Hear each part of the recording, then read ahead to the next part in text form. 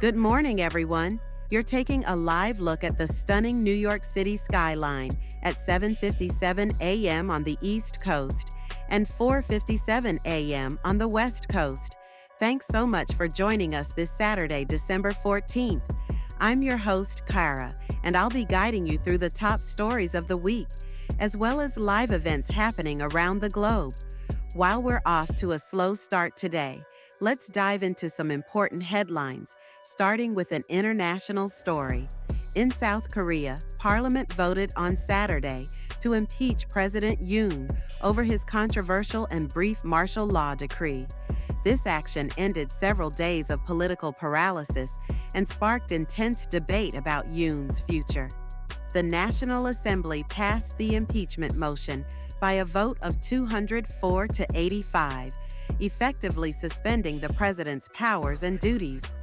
The country's prime minister has now taken over the presidential responsibilities temporarily. The Constitutional Court has up to 180 days to decide whether to uphold the impeachment or restore Yoon's powers.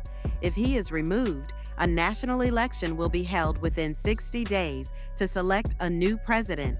Protests erupted outside Parliament in Seoul, with large crowds gathering to celebrate the impeachment decision.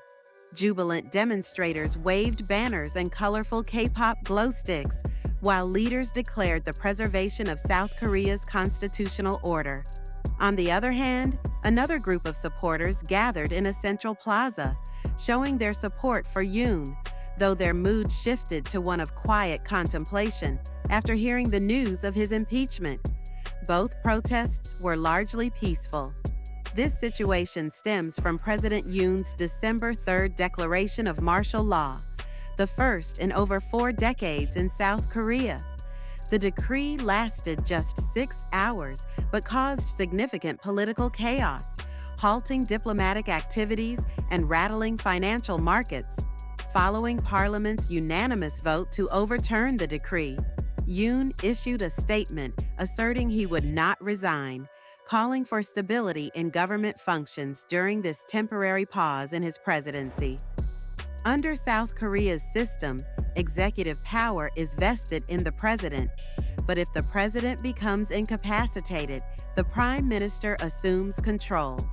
The current prime minister, a seasoned official with previous experience in trade, finance, and as South Korea's ambassador to the U.S., has taken over presidential duties for now. That's the latest on the developing story from Seoul, South Korea, where President Yoon has been impeached over his martial law decree.